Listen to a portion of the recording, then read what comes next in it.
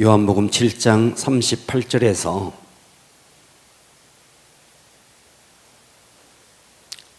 37절부터 보겠습니다. 37절에서 39절까지 큰 음성으로 합독하겠습니다. 할렐루야. 준비되셨어요? 시작. 명절 끝날 곧 큰 날에 예수께서 서서 외쳐 이르시되 누구든지 목마르거든 내게로 와서 마시라. 나를 믿는 자는 성령의 이름같이 그 배에서 생수의 강이 흘러나오리라 하시니 이는 그를 믿는 자들이 받을 성령을 가리켜 말씀하신 것이라. 예수께서 아직 영광을 받지 아니하셨으므로 성령이 아직 그들에게 계시지 아니하시더라. 아멘. 할렐루야. 감동전도 오늘이 5번째 시간이라 그러네요. 자, 오늘은 5번째 시간으로 제목을 이렇게 가겠습니다. 부어지는 영. 따라서 하겠습니다. 부어지는 영. 흘러나는 영. 흘러나는 영. 자, 부어지는 영, 흘러나는 뭐가 이상하네? 자, 따라서 하겠습니다. 부어지는 영, 흘러나는 영. 좀 더 과격하게. 부어지는 영, 흘러나는 영. 오늘은 5강입니다. 5강. 부어지는 영과 흘러나는 영에 대해서 깊은 은혜를 받읍시다. 할렐루야. 제가 얼마 전에 최근 베스트셀러 가운데 하버드에서 화개사까지 라는 책을 이야기한 적이 있습니다. 책이 너무너무 감동적이었습니다. 불교계에서 보면 정말 감동적인 책이었습니다. 그런데 기독교적인 입장에서 보면 정말 가슴 아픈 일이었습니다. 흥미는 있었지만 책을 읽는 내내 너무너무 고통스러웠고 책을 읽는 내내 가슴이 찢어졌습니다. 책 내용이 이랬습니다. 미국의 상류사회. 미국이요, 우리가 볼 때 그냥 미국 그러지만요, 그 속에요 주류사회에 들어간다는 것은 대단히 어렵습니다. 그 미국의 상류의 그 주류사회에 거기에서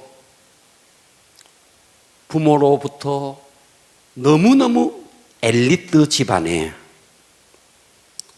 한 젊은이가 진리에 너무너무 목말라 진리에 갈구하다가 결국 이 사람이 하버드 대학교를 다니다가 하버드 대학교에서 한국의 화개사라는 절에까지 오게 된 그 배경을 그 책이 쭉 설명했습니다.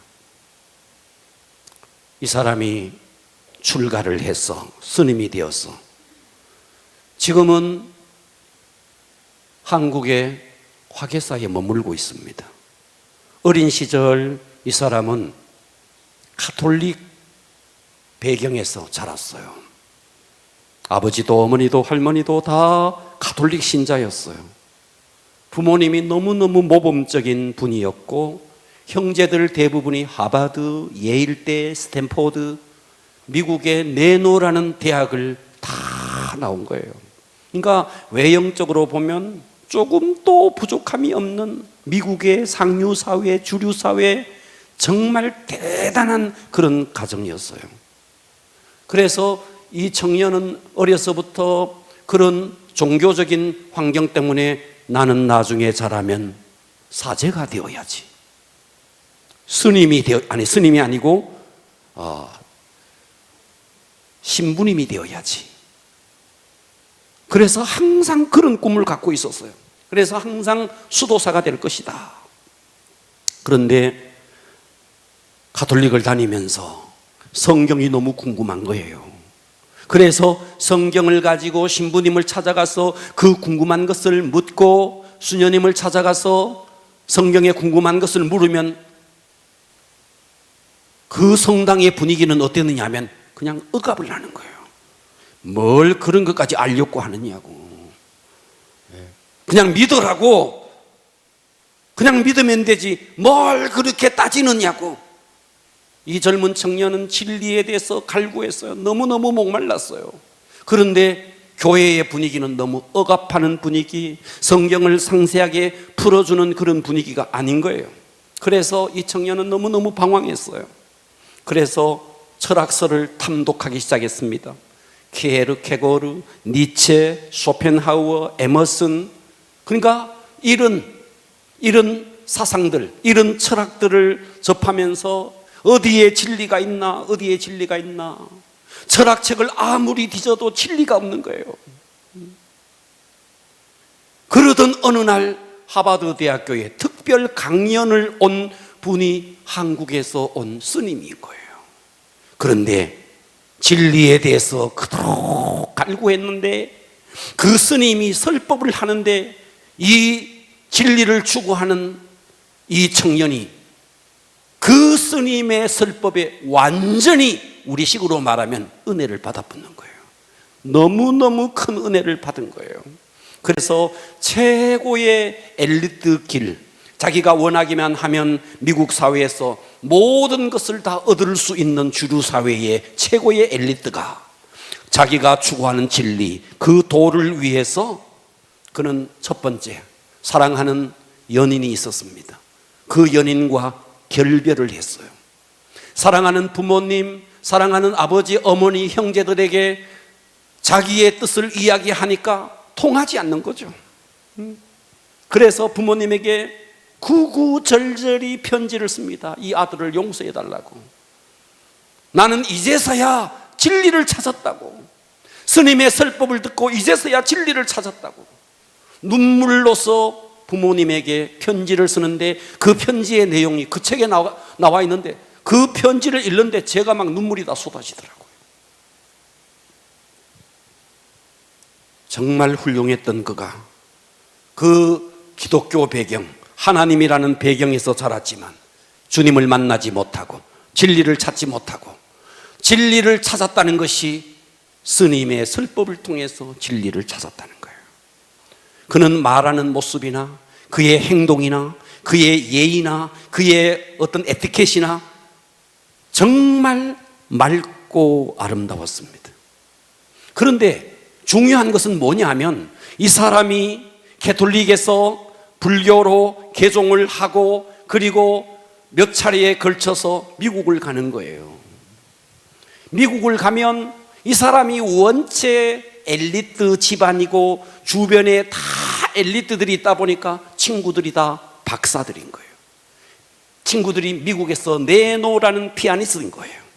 국가에서 그 능력을 인정받는 최고의 고위의 엘리트들, 그들을 만나서 그가 불교에서 은혜 받은 것을 그들에게 설법을 하는데, 아니 그들도 박사를 버리고 피아니스트를 버리고 국가에서 내놓으라는 그 위치에 있는 그것을 다 버리고 그들을 쫓아도 스님이 되어가고 있는 거예요.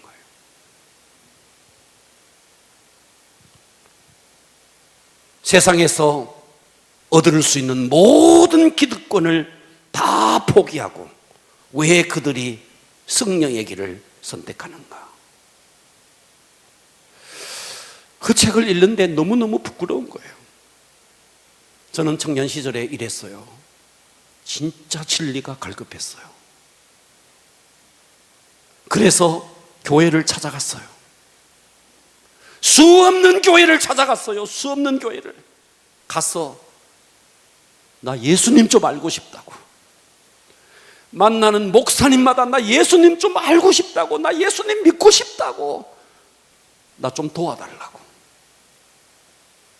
수없는 교회들을 순례하면서 만나는 목사님마다 나 예수님 좀 믿고 싶다고, 좀 도와달라고. 제가 청년 시절에 만났던 수백은 안 되지만 수십 명의 목사님들, 단 한 사람도 예수에 대해서 제대로 가르쳐주는 목사님이 없었어요. 슬프게도 없었어요. 그냥 믿으라는 거예요. 왜 그렇게 따지느냐는 거예요. 따라서 하라는 거예요. 믿습니다. 혀를 꼬꾸라지면서 믿습니다 하라는 거예요. 제가 내 이야기를 수없이 했어요. 그래서요, 무릎 꿇고요, 눈을 감고 믿습니다, 믿습니다, 믿습니다를 1시간을 했어요. 눈을 감았을 때는 뭔가 믿어지는 것 같더라고요. 눈을 뜨니까 하나도 안 믿어지는 것을. 그래서 저는요, 동화사를 갔어요. 동화사에 가서 대웅전에서 8시간을 그 부처님 아래에서 돌을 닦았어요. 그 부처님 아래에서. 그런데 거기에서도 해답이 없는 거예요. 답이 없는 거예요. 내가 찾는 진리가 없는 거예요. 그래서 저는 철학책을 읽었어요. 무수한 철학책을 탐독하기 시작했어요. 그런데 그 철학책이 다 어떤 책이었느냐 하니까 다 허무주의 철학이었어요. 쇼펜하우어, 니체, 케르케고르, 이런 책들을 탐독하기 시작했어요. 자라투스트라는 이렇게 말했다. 막 외우다시피 읽었어요. 그런데 읽으면 읽을수록 가슴이 너무 허무해지는 거예요. 허무해지더라고요. 그래서 저는요, 마인드 컨트롤을 했어요. 그때 당시에 비싼 돈을 주고 가서 마인드 컨트롤을 했어요. 네. 그래서 텔레파시를 어떻게 보내는가, 어떻게 사람을 움직이는가, 직접 그 텔레파시를 수없이 훈련하고 진짜 신기하게도 텔레파시를 보내면 보낸 대로 그대로 되어지는 거예요. 너무너무 충격이더라고요. 너무너무 놀라울 만큼 그 보낸 대로 되어지는 거예요. 제가 이 방에 있는데 건너방에 제 조카 아이가 너무너무 떠들어요. 그래서 제가 배운 대로 텔레파시를 그대로 쏘아붙였어요. 그 아이에게. 그대로 내가 생각했던 대로, 내가 상상했던 대로 그 방에서 그 아이는 꼬꾸라져 자고 있는 거예요. 무서울 정도더라고요. 이렇게 철학도 종교도 수없는 교회를 다니면서 진리를 갈구했는데 진리를 가르쳐주는 교회가 없었어요. 그래서 저는 군대에 잡혀갔어요. 예. 군대 간 게 아니고 잡혀갔어요. 나이가 돼가지고. 예. 그래서 군대에 끌려갔어요. 저는 군대 가서도 정말 지독스럽게 교회를 다녔어요. 그 쫄병 때는 말이죠, 일하기 싫다고 교회 간다고 막 그러지 않아요. 저는 고참이 됐어도 교회를 다녔어요. 제대하는 그 순간까지 교회를 다녔어요. 제가 수없이 이야기했을 거예요. 저는 교회를 다니면서 그 군대에서 항상 지침 기도를 제가 했어요. 여러분 들었을 거예요. 지침 기도만 하면 막 병사들이 다 울었어요. 울었어. 얼마나 감동적으로 지침 기도를 했든지. 예. 다 울고 있는 거예요. 기도만 하고 내 자리로 가면 막 금방을 던져주는 거예요. 예. 은혜 받았다고, 기도 소리에 은혜 받았다고. 그런데 신기하죠. 내 속에는 예수가 없는 거예요. 아무리 발버둥을 쳐도 예수가 없는 거예요.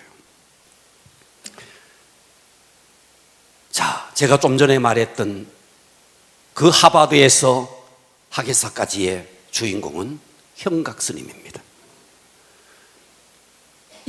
본명을 형각 스님이다. 자, 여러분, 그 최고의 엘리트가, 그것도 기독교적인 배경에서 살았던 그 사람이 그 모든 것을 버리고 미국의 기득권을 다 버리고 단 한 스님의 설법 한 시간을 통해서 이 사람이 완전히 진리를 찾았다는 거예요. 진리를. 오늘 우리가 기독교 입장에서 봤을 때 이거 진짜 부끄러워해야 됩니다. 이거 아멘이 안 되십니까? 아멘 합시다. 이거 부끄러운 일이에요. 부끄러운 일이에요. 자, 그렇다면, 자, 오늘은요, 말씀을 잘 들으셔야 됩니다. 은혜 받기를 바랍니다. 할렐루야. 세상에 불신자가 있습니다. 불신자.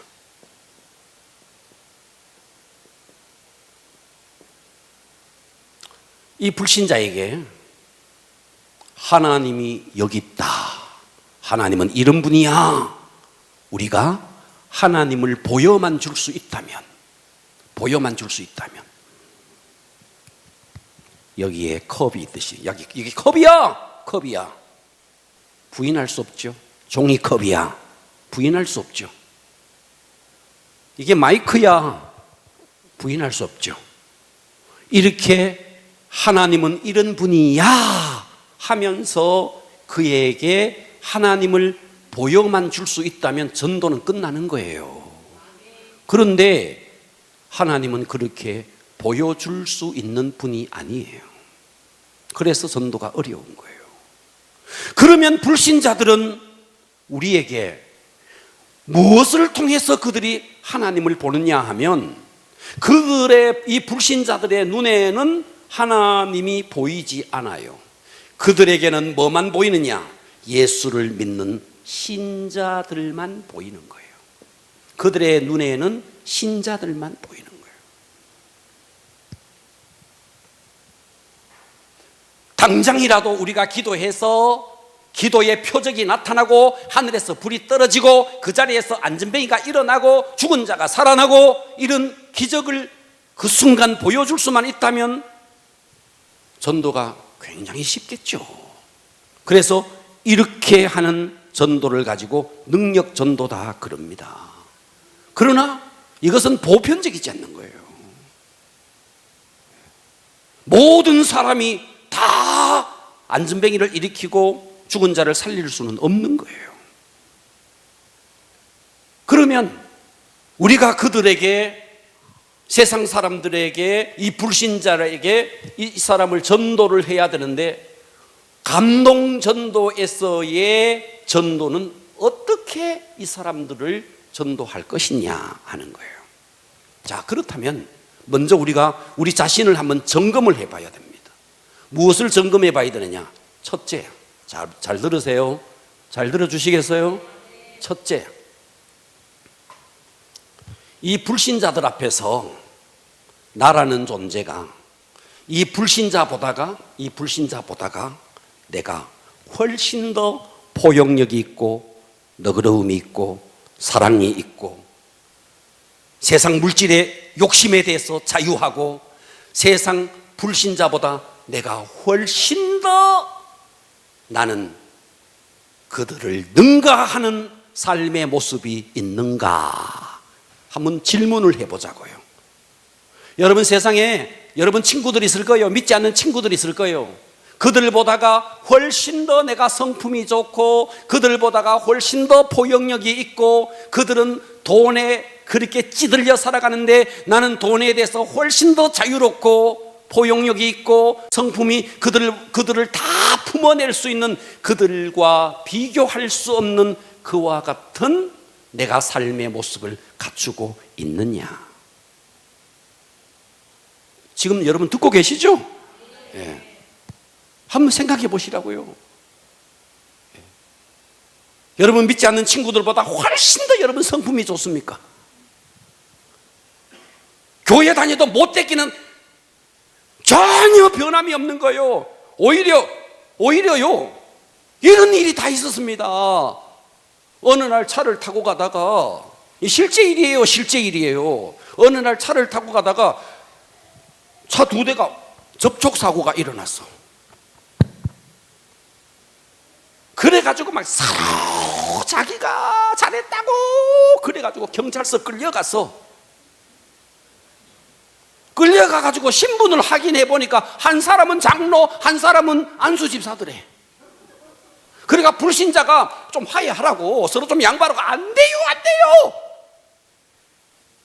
이야, 불신자는 좀 양보하라 그러는데 좀 서로 그 접촉사고 그거 보험 처리하면 되는데 그거 양보 안 한다고 끝까지. 여러분들은 과연 세상의 불신자들보다가 훨씬 더 포용력이 있고 그들을 능가하는 인격 성품을 가지고 있느냐? 우리는 엄밀한 의미에서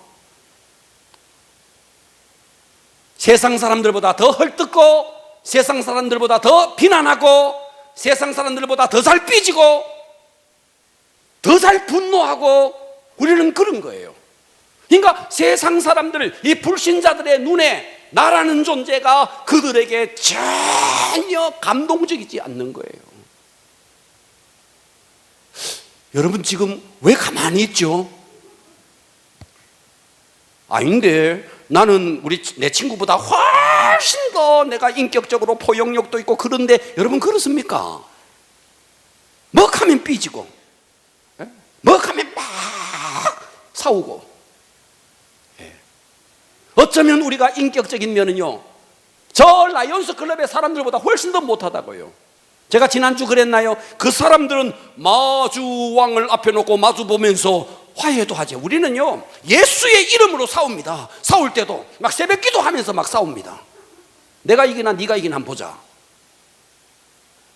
이게 우리 모습이 아니냐 이 말이에요. 그러니까 크리스찬들의 가치관, 나의 가치관, 나의 삶의 기준이 세상 사람들과 전혀 다를 바가 없는 내 삶의 모습이 그들을 감동시킬 수가 없다 하는 거죠. 듣고 계십니까? 오늘날 그리고요 전도라는 것을 전도라는 이 불신자들을 전도하는데 오늘날 교회의 전도가 어떤 전도냐? 오늘날 교회 보면요 이런 거예요. 그냥 건물을 짓습니다. 건물 지어요. 땅 사서 건물 짓습니다. 건물 지어 놓으면 사람들이 이 건물에 올 거라고 생각합니다. 이거 전도 아닙니다. 이거 전도 아닙니다. 아멘 합시다. 이거 전도 아닙니다. 사람들을 긁어 모아가지고 교회 안에 교회는 크게 지어놓고 사람들은 가득 찼는데 이 사람들의 내면의 변화가 하나도 없이 주님을 사랑하는 마음, 정말 주님 앞에 갈급해하는 마음, 주님 앞에 인생을 완전히 꺾어서 주님 앞에 드리고자 하는 내면의 변화 없이 숫자만 많이 긁어 모은 것이 이게 전도냐? 이게 부흥이냐 이 말이에요. 바퀴벌레가 있는데 바퀴벌레를 말이죠 수북히 모아놓았다. 바퀴벌레 숫자가 많다. 이게 부흥이고 이게 전도냐 이거예요. 진짜 전도는 뭔데? 바퀴벌레 같은 인간이 들어와서 생쥐 같은 인간이 들어가서 정말 인격이 바뀌고 삶이 바뀌고 예수 그리스도의 향기가 나고 이렇게 질이 DNA가 바뀌어서 인격의 DNA가 바뀌어서 사람이 완전히 거듭나는 내면의 부흥이 진짜 부흥이지 않느냐 이 말이에요. 숫자가 많은 것이 뭔 부흥이냐 이 말이에요. 건물 지어내서 이렇게 사람들이 모이다 이게 뭔 부흥이냐 이 말이에요. 염색체 하나 변화 없이 DNA 하나 변화됨이 없이 하나님의 DNA가 들어가고 성령의 DNA가 들어가고 삶이 바뀌고 가치관이 바뀌고 인생이 바뀌고 할렐루야 그렇게 돼야 되지 않느냐 이 말이에요. 나가보면 학원에서도요 회원 확보합니다. 샘픽스에서도요 회원 확보합니다. 그렇지 않습니까? 나가가지고 전단지 돌리면서 회원 확보합니다. 회원 확보 어디든지 어디 식당 차려놓으면요 식당도 막 홍보합니다. 문화교실 홍보합니다. 어디에 무슨 피아노가 있다 뭐가 바이올린이 있다 홍보해가지고 회원 모집합니다. 교회가 말이죠 교회 안에 바이올린이 있고 교회 안에 무슨 피아노반이 있고 무슨 악기반이 있고 이래가지고 모아놓은 것은 무슨 말이죠 학원에서 회원 모집한 것이나 그래서 숫자 모집한 것이 이것이 무슨 부흥이고 하나님이 봤을 때 이것을 전도라고 인정해 주겠느냐 이 말이에요. 오늘은 왜 이렇게 아멘도 없죠? 감동이 돼가 아멘이 없는 거예요. 반응 좀 합시다. 반응합시다. 할렐루야. 전도는 테크닉을 배우는 것이 아닙니다. 우리의 전도는 봐봐요. 우리의 전도는 여기까지 가는 거예요. 이 사람을 위해서 기도하고 잘 들으세요. 기도가 찾아가고 빵도 갖다 주고 뭐도 갖다 주고 그래가지고 홀게 가지고 교회에 데리고 오는 것이 전도라고요? 그게 전도 아닌 거예요. 이거 이전에 바꾸어야 할 게 있습니다. 그게 뭔데? 내가 과연 저 영혼을 사랑하느냐? 정말 저 영혼을 사랑하느냐?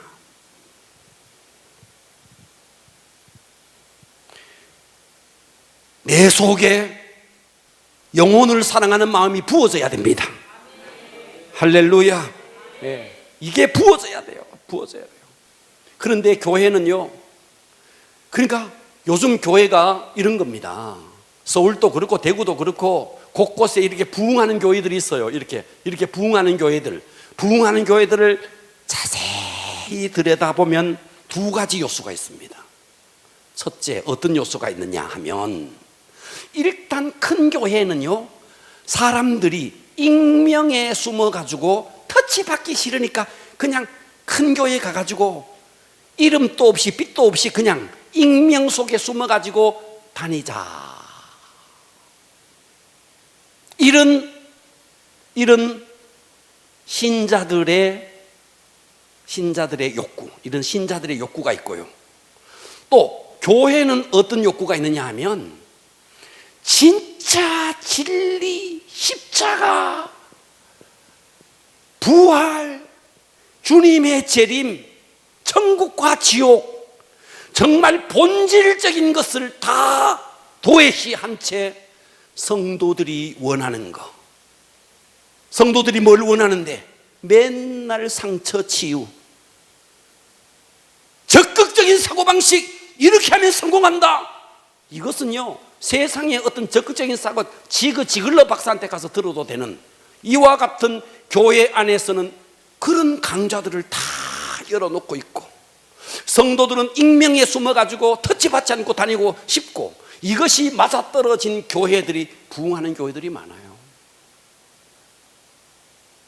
그렇다는 거예요.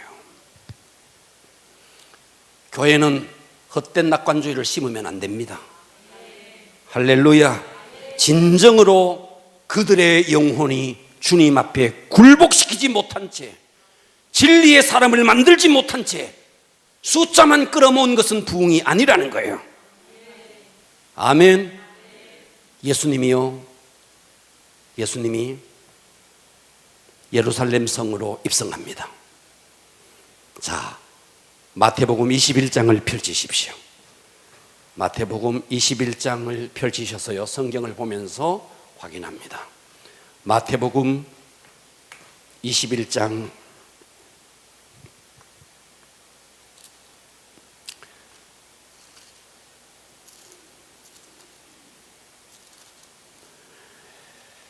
'자, 보고 계십니까? 마태복음 21장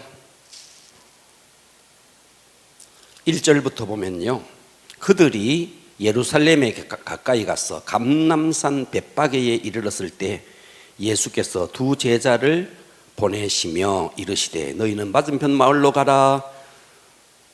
그리하면 곧 메인 나귀와 나귀 새끼 함께 있을 것을 보리라. 풀어서 내게로 끌고 오라. 만일 누가 무슨 말을 하거든 주가 쓰시겠다 하라. 그리하면 즉시 보내리라. 그렇게 해서 7절에 보니까 나귀와 나귀 새끼를 끌고 옵니다. 그래서 7절에 보니까 예수님이 그 새끼 나귀를 탑니다. 그리고 8절에 보니까 무리의 대다수들이 그들의 겉옷을 펴고, 자, 그러면서 9절에 보니까 다윗의 자손이여 찬송하리로다, 주의 이름으로 오시는 이여 가장 높은 곳에서 호산나. 자, 이것이 예수님의 예루살렘 입성입니다. 그렇죠? 그렇습니까? 예수님이 예루살렘에 입성했어요.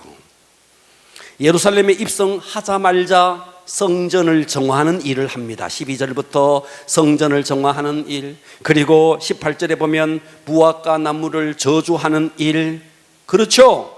그런 일 있죠, 그죠? 그러면서 23절에 보면 예수님의 권위에 대해서 논쟁을 하는 이런 이야기. 그러면서 33절에 가면 포도원 주인과 농부의 비유를 예수님께서 하시고, 22장으로 넘어가면요, 계속해서 논쟁을 벌이고 있는 겁니다. 첫째 계명 일곱 형제가 있는데 부활에 대한 이런 논쟁들이 22장에 지리하게 펼쳐지고 드디어 23장으로 가면 어떤 일이 벌어지느냐 하면 23장에 서기관들과 바리새인, 당시의 종교 지도자들입니다. 그렇죠? 이 서기관들과 바리새인들이 있는데, 자 13절을 보십시오. 예수님께서 이 교리에 묶여있는 서기관들과 바리새인들을 향해서 이렇게 말하는 거예요. 화 있을진저 외식하는 서기관들과 바리새인들이여, 너희는 천국 문을 사람들 앞에서 닫고 너희도 들어가지 않고 들어가려 하는 자도 들어가지 못하게 하는도다. 천국을 말하는, 하나님을 말하는 서기관들과 바리새인들이 자기도 들어가지 못하면서 들어가려고 하는 자까지도 그 문을 닫고 있다. 화 있을진저. 15절 화 있을진저 외식하는 서기관들과 바리새인들이여, 너희는 교인 하나를 얻기 위해서 바다와 육지를 두루 다니다가 생기면 너희보다 배나 더욱 더 지옥 자식이 되게 하는도다. 16절 화 있을진저 눈먼 인도자여, 너희가 말하되 누구든지 성전으로 맹세하면 아무 일 없거니와 성전에 금으로 맹세하면 지킬지니라. 자 계속해서 화 있을진저 화 있을진저 이렇게 이야기하는 거예요. 넘어가 보세요. 22절 23절에도 화 있을진저, 25절에도 화 있을진저, 27절에도 화 있을진저, 29절에도 화 있을진저, 계속해서 지금 앞으로 봅니다. 지금 예루살렘으로 들어가면서 예루살렘 성이 보이는 거예요. 이렇게 예루살렘 성이 보이는 거예요. 이 성전을 보이는 여기에서 예수님이 드디어 37절로 갑니다. 이렇게 말하는 거예요. 예루살렘아 예루살렘아, 선지자들을 죽이고 내게 파송된 자들을 돌로 치는 자여, 암탉이 그 새끼를 날개 아래 모음같이 내가 내 자녀를 모으려 한 일이 몇 번이더냐. 그러나 너희가 원하지 아니하였도다. 보라 너희 집이 황폐하여, 이 성전을 말하는 거예요, 황폐하여 버림바 되리라. 내가 너희에게 이르노니 이제부터 너희는 찬송하리로다. 주의 이름으로 오시는 이여 할 때까지 나를 보지 못하리라. 예루살렘아 예루살렘아, 선지자들을 죽이고, 지금 예수님은요 이 성전을 보면서 예수님은요 막 울고 있는 겁니다. 자 여기서 주님이 원하는 전도와 오늘날 현대 교회가 원하는 전도가 이렇게 다르다는 거예요. 현대 교회는 수적인 증가, 수적 증가, 숫자가 많이 모이면 부흥했다. 교인의 수적인 증가, 외적인 확장, 교회가 땅이 넓다, 교회가 얼마나 크다, 이것을 현대 교회는 부흥이라고 생각하는 거예요. 그런데 예수님은 그때 당시에 이런 짓을 하고 있었던 자가 누구였는데 바리새인과 서기관이었다는 거예요. 화 있을진저 계속 그렇게 말하는 거예요. 자기도 지옥 가면서 두루 다니면서 전도해서 다 지옥 자식을 만들고 있다는 거예요. 제가 좀 전에 말씀드린 것처럼 바퀴벌레 한 마리가 들어왔다, 두 마리, 세 마리, 바퀴벌레 같은 인간들, 그래서 교회가 바퀴벌레가 이렇게 말이죠, 우글우글거리는 교회가 부흥이냐? 바퀴벌레 같은 인간이 들어와서 이 사람의 염색체 DNA가 바뀌어져서 하나님의 사람으로, 거듭난 사람으로, 성령의 사람으로, 하나님 앞에 굴복하는 사람으로 만들지 못하면서 숫자만 있는 것이, 그것이 부흥이냐 이 말이에요. 듣고 계십니까? 네. 그래서 우리는요, 전도가 뭐냐? 감동 전도에서의 전도가 뭐냐? 우리는 이걸 개념을 좀 잡으셔야 됩니다. 숫자 모으는 것, 이거 일단 좀 내려놓으셔야 됩니다. 아멘 합시다. 숫자, 내가 얼마나 전도, 이거 욕심도 좀 버리셔야 됩니다. 그리고 어떻게 하더라도 교회에 끌고 오겠다는 이 생각도 좀 버리셔야 됩니다. 먼저 회복해야 될 게 있습니다. 내 속에서 그 영혼을 사랑할 수 있는 이 하나님의 사랑이 내 속에 부어져야 됩니다. 이것이 우선이라는 거예요. 할렐루야. 예. 그러니까 우리는 이 땅에서 저 사람 목회 성공했네. 그 목회 성공이 뭔데? 교회 크게 짓고 숫자 많이 모으면 목회 성공. 하나님도 주님도 그렇게 생각하실까요? 천만에요, 만만해요. 천만에요. 외적으로 드러나는 숫자 증가, 하나님이 과연 이것을 인정해 주시겠느냐 이거예요. 교회가 건물을 크게 지었네, 땅을 넓게 샀네, 주차장을 넓게 했네, 하나님이 그것을 인정해 주시겠느냐 이거예요.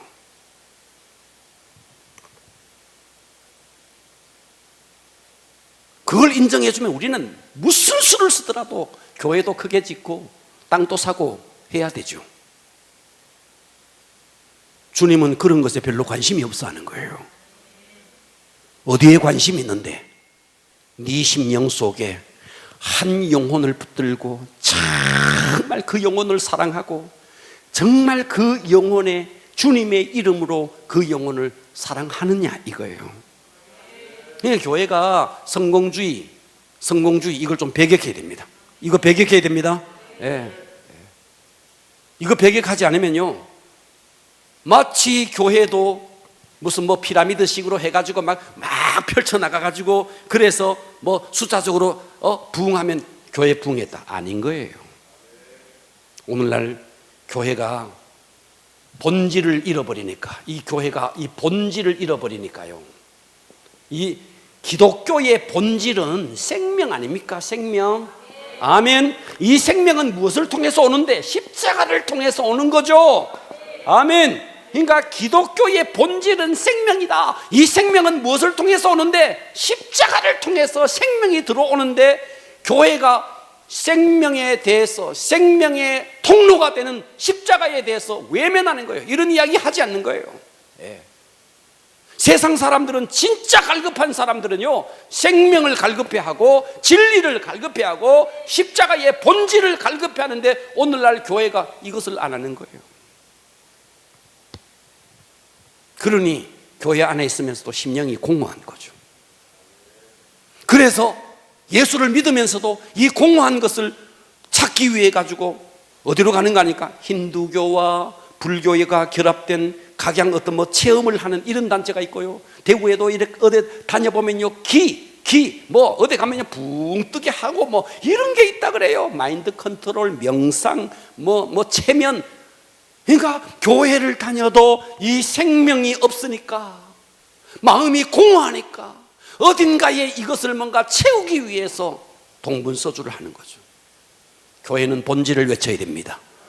그 본질은 생명입니다. 그 생명은 무엇을 통해서 오는데? 십자가를 통해서 오는 거예요. 할렐루야. 네. 오늘 우리 교회는 이것을 채워주는 교회가 되어야 합니다. 교회는 생명에 관심이 없는데 오히려 세상 단체는 생명에 관심이 있는 거죠. 이래서 교회가 되겠느냐 이 말이에요. 그래서 오늘 제가 설교 제목을 부어지는 영, 흘러나는 영이라 그랬어요. 마지막으로 이 말씀을 드리고 뜨겁게 한번 기도하고 말씀을 마무리하겠습니다. 은혜 받기를 바랍니다. 자, 사도행전으로 가십시오. 사도행전 2장으로 갑니다. 사도행전 2장 17절을 보십시오. 오늘 이 말씀이 여러분에게 생명이 되어지기를 축복합니다. 사도행전 2장 17절 봅니다. 하나님이 말씀하시기를 보고 계십니까? 자, 베드로가 요엘 선지자의 말씀을 인용해서 하는 말씀이에요. 16절부터 보면 이는 곧 선지자 요엘을 통하여 하신 말씀하신 것이 일러스되 17절 하나님이 말씀하시기를 말세에 내가 내 영을 모든 육체에 따라삽니다. 부어주리니 따라삽니다. 부어주리니. 자, 앞으로 보십시오. 여러분 여기에 한 사람이 있습니다. 이렇게 한 사람이 있습니다. 이 사람에게 먼저 첫 번째 이렇게 부어지는 영이 있다는 거예요. 부어지는 성령이 있다는 거예요. 이것이 사도행전 2장 17절 18절 말씀이에요. 그러니까 계속 보세요. 하나님이 말씀하시기를 말세에 내가 내 영을 모든 육체에 부어주리니 너희의 자녀들은 예언할 것이요 너희의 젊은이들은 환상을 보고 너희의 늙은이들은 꿈을 꾸리라. 그때에 내가 내 영을 내 남종과 여종들에게 부어주리니 그들이 예언할 것이요. 아멘. 네. 그래서 부어지는 영을 통해서 우리에게 임하는 게 뭔데? 예언, 환상. 그러니까 이게 바로 은사라는 거예요. 은사는 성령이 부어질 때 은사와 함께 부어지는 거예요. 이해가 가십니까? 그래서 우리가 때로는 성령이 임하면서 방언도 하고 예언도 하고 때로는 눈이 열려서 환상도 보이는 것이 바로 부어지는 성령에 의해서 이와 같은 역사가 일어난다는 거죠. 이렇게 부어지는 영이 있다는 거죠. 그러면 두 번째, 아까 본문으로 갑니다. 요한복음 7장으로 갔어요. 요한복음 7장으로 가겠습니다. 요한복음 7장에 보면 38절을 보십시오. 37절부터 보겠습니다. 명절 끝날 곧 큰 날에 예수께서 외쳐 이르시되 누구든지 목마르거든 내게로 와서 마시라. 나를 믿는 자는 성경의 이름같이 그 배에서 생수의 강이 따라서 합니다. 흘러나오리라. 흘러나오리라. 자, 이는 그를 믿는 자들이 받을 뭐를 가르치게 하신 말씀이다? 성령을 가르쳐 하는 말씀이라. 그래서 자, 앞으로 보십시오. 부어지는 영을 통해서 은사가 임하고, 자, 이 내 속에 부어졌던 이 영이 이렇게 흘러나리라. 두 번째는 흘러나오는 영이 있다는 거예요. 흘러나오는 영. 아멘. 그래서 우리가 부어지는 영을 통해서 심령이 뜨거워지고, 부어지는 영을 통해서 각종 은사, 방언, 통변, 예언, 환상, 이와 같은 은사가 열리게 된다는 거예요. 그런데 이 부어지는 영에 의해서는요, 한 사람의 변화를 성품의 변화를 기대할 수 없다 하는 거예요. 그러니까 방언을 랄랄랄랄랄라 하면서도 눈을 흘기는 것은 똑같은 거예요. 방언을 랄랄랄랄라 하면서도 누구에게 분노하고 혈기 부리는 것은 똑같다는 거예요. 그러니까 이 부어지는 영은 우리에게 은사를 주지만 성품의 변화를 줄 수가 없다 하는 거예요. 본인 혼자 뜨겁고 본인은 막 펄쩍펄쩍 뛰는 거죠. 그런데 두 번째 흘러나는 영이 있다는 거죠. 그래서 오늘 요한복음 7장 38절에 나를 믿는 자는 성경의 이름같이 그 배에서 생수의 강, 이건 성령을 말합니다. 이것이 흘러나리라. 아멘. 흘러나오리라. 그러니까 내 속에서부터 흘러나오는 성령은 우리에게 무엇을 하느냐? 부어지는 영은 은사를 주지만 흘러나는 영은 무엇을 하느냐 하면요, 제일 첫 번째 하는 것이 회개예요. 회개.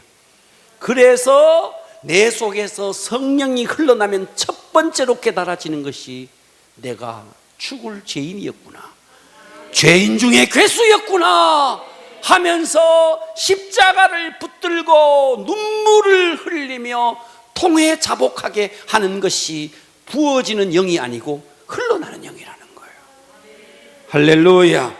그래서 울게 하죠. 회개하죠. 그러면서 하는 게 뭔데? 결단을 하게 하는 거예요. 내가 이렇게 살아서 안 되겠네. 방언 랄랄라 하면서도 얼마든지 주님 부인할 수 있습니다. 얼마든지 예언하고 통변하면서도 얼마든지 싸울 수 있습니다. 그러나 내 속에서 흘러나는 영은 회개하고 결단하면서 나 이렇게 살면 안 되겠구나. 이제 정말 주님 뜻대로 살아야 되겠구나. 아멘. 그러면서 성령님이 나를 지배하면서 나를 서서히 끌고 가는 거예요. 어디로 끌고 가는데 주님께로 계속 끌고 가는 거예요. 부어지는 영이 나를 끌고 가는 것이 아니라 내 속에서부터 흘러나는 영이 계속해서 주님께로. 그래서 예배를 드리면서도 눈물 흘릴 수 있고, 찬양을 하면서도 눈물을 흘릴 수 있고, 기도를 하면서도 눈물을 흘릴 수 있는 거예요. 그 눈물 흘리게 하는 성령님이 부어지는 성령이 아니고 내 속에서부터 흘러나는 성령이라는 거예요. 할렐루야. 때로는 내가 남을 막 판단하는데 내 속에 계신 성령님이 판단하면 안 돼. 제어하고. 스스로 말이죠. 자기 연민에 빠져가지고 살고 싶지 않다고 했는데 내 속에 계신 흘러나는 영이 너 그러면 안 돼. 이것을 막아주고, 내면의 영은 내가 세상 쾌락을 추구하고 싶을 때 너 그렇게 살면 안 돼. 이것을 제어해주고. 그래서 부어지는 영은 은사를 주지만 흘러나는 영은 우리에게 주는 것이 뭔데? 성품의 변화라는 거예요. 성품의 변화. 아멘. 성품의 변화는 이렇게 흘러나는 영에 의해서, 그래서 주님과의 사랑에 빠지게 되는 거예요. 그래서 우리가 부어지는 영으로 기도할 때는요, 큰 소리로 기도하고 방언도 큰 소리로 하고 그렇게 할 수 있어요. 그러나 흘러나는 성령에 의한 기도는요 이렇게 큰 소리로 기도하기보다가는요, 여러분 한번 생각해 보세요. 사랑하는 연인이 길거리에 같이 지나가다가 사랑해 미쳤나 그럴 거예요. 차라리 은밀한 곳에 가서 손을 잡으면서 지긋하게 눈을 보면서 사랑해 이래야지. 사랑해. 여러분, 부어지는 영은요 우리가 큰 소리로 기도할 수 있는 거예요. 그러나 내 속에서 흘러나는 영은요, 정말 연인과의 관계 속에서 은밀할수록 좋고, 소리를 낮출 수 있으면 낮출수록 좋고. 듣고 계시죠? 네. 그러니까 연인과의 미러를 나누는 게 이게 의무입니까? 이게 의무냐고요? 여러분, 사랑하는 사람과 만나가지고 어쩌고 커피 마시면 이게 의무냐고요? 여러분, 기도가 의무냐고요? 아직도 수준이 기도가 의무라고 생각하는 수준에 머물러 있다면 아직도 한참 멀은 겁니다. 사랑하는 여인을 만나서 나누는 대화는요, 이거는 의무가 아니고요, 이거는 특권인 거예요. 달콤한 미련은요, 그러니까 기도는 의무가 아니다. 연인과 나누는 달콤한 미련은 의무가 아니듯이 흘러나는 영에 의한 기도는요, 이거는 1시간도 모자라고 2시간도 모자라고 주님 앞에 퍼질고 앉아서 주님과 나누는 이 기도의 수준까지. 할렐루야. 이것이 바로 내면의 영, 흘러나는 영, 내 속에 부어진 영이 내 속에서 생수의 강이 흘러나리라. 아멘. 그래서 이 흘러나는 영에 의해서 가능하다는 거죠. 이것이 우리의 성품의 변화를 가져온다는 거예요. 그래서 우리는 부어지는 영은 우리에게 은사를 주지만 흘러나는 영에 의해서 내 성품의 변화가 오니, 그러므로 감동전도에 있어서 오늘 우리는 이 감동전도에 대한 강의를 계속하고 있는 거예요. 감동전도에 있어서 우리가 진짜 추구해야 될 것이 뭐냐는 거예요. 내 속에서부터 생수의 강이 흘러나서 내 삶이 바뀌고 성품이 바뀌고 인격이 바뀌고, 그러니까 세상 사람들이 볼 때에 정말 그들과는 비교할 수 없는 예수 그리스도의 인격, 그 향기가 나야 된다는 거죠. 그러니까 이런 사람은 세상에 다 전도하고도 과시하고 교회 부흥하고도 과시하고 뭐 목사님들이 그런다 그러더라고요. 뭐 큰 교회 목사님들은 작은 교회 목사님들을 무시한다 그러고 또 작은 교회 목사님들은 뭐 무시당한다 그러고 어쩐 이런 소리들. 여러분 정말 우리가 흘러나는 성령에 사로잡히면 자기 과시 없어지는 거예요. 예. 자기의 실적 나타내려고 하는 거 아닌 거예요. 전도는 실적이 아닙니다. 전도는 뭔데? 영혼 사랑의 능력인 거예요. 얼마나 내가 그 영혼을 품고 십자가의 전달자로서 얼마나 그 영혼을 사랑해내느냐, 이것이 사랑의 능력이 전도죠. 어떻게든 끌고 와서 숫자 채우는 게 이게 전도냐 말이에요. 그것이 전도가 아니라는 거예요. 할렐루야. 그러므로 우리는 어떻게 해야 되느냐? 흘러나는 영에 사로잡히기를 바랍니다. 완전히 잡혀서 기도가 더 이상 의무가 아닌 수준까지. 와, 기도는 특권이구나. 사랑하는 님과 함께 나누는 미러, 이것은 아무나 하는 게 아니죠. 이건 정말 연인이 있는 사람만이 나누는 특권이죠. 우리의 수준이 여기까지 올라간다면 그저 숫자적인 거 이거 내려놓으시고 숫자적인 노름을 내려놓으셔야 됩니다. 진실로 부어지는 흘러나는 영에 의해서 내가 하나님 앞에 울고 결단하고 내 성품이 바뀌어지고 이 바뀌어진 성품으로 한 영혼을 끌어안고 눈물 흘리면서 그에게 십자가의 전달자 예수 그리스도의 사랑의 전달자가 된다면 이것이 감동전도자라는 거예요. 기도하겠습니다.